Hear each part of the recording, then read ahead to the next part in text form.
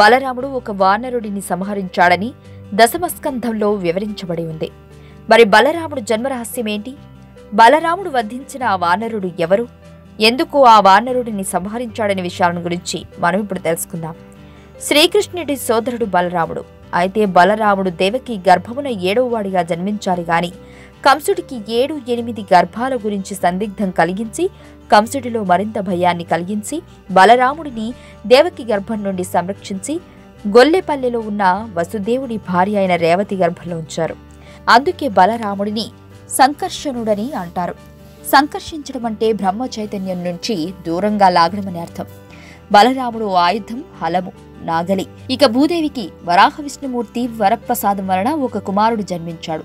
అతడే నరకాసురుడు. ఇలా జన్మించిన నరకాసురుడు పెరిగిన తర్వాత ఘోర తపస్సు చేసి అనేక వరాలను పొందాడు.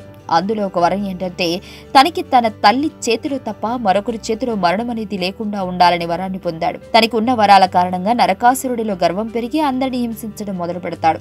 ఒక సందర్భంలో నరకాసురుడు 16,000 మంది రాజకన్యలను బంధించగా అప్పుడు ఇంద్రుడు శ్రీకృష్ణుడిని ప్రార్థించగా శ్రీకృష్ణుడు సత్యభామతో కలిసి నరకాసురుడిని సంహరిస్తాడు. నరకాసురుడికి ద్వివిధుడని వానరుడు మిత్రుడు. సుగ్రీవునికి ద్వివిధుడు మంత్రిగా ఉండేవాడు.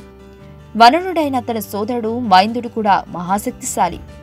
ఇక శ్రీకృష్ణుడి కారణంగా తన మిత్రుడైన నరకాసురుడు మరణించాడన్న వార్త తెలుసుకున్న ద్వివిధుడు శ్రీకృష్ణుడిని సంహరించాలని భావించి ద్వారక వైపుగా వెళుతూ అల్లకల్లోలను సృష్టిస్తాడు.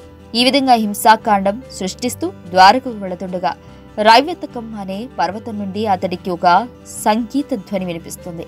ఆ సంగీతానికి ఆకర్షితుడైన అతడు ఆ పర్వతం వైపు వెళ్లగా అక్కడ బలరాముడు సుందర నారీ సమూహంలో ఆడుతూ పాడుతూ కనిపిస్తాడు. ద్వివిధుడు అక్కడికి వెళ్లి వింత చేష్టలు చేస్తూ బలరాముడి మీదకు వెళ్లగా ఇద్దరు భయంకర యుద్ధం చేస్తూ చివరకు ఆయుధాలన్నీ పడవేసి ముష్టి యుద్ధం చేస్తుండగా బలరాముడు దెబ్బకు ద్వివిధుడనే వానరుడు రక్తం కక్కుకుని మరణించడంతో దేవతలు మునీంద్రులు ద్వివిధుడిని వధించడం ద్వారా జగత్తుకు మంగళం చేకూర్చావని పలుకగా బలరాముడు తిరిగి ద్వారకాపురికి అక్కడి నుండి బయలుదేరుతాడు.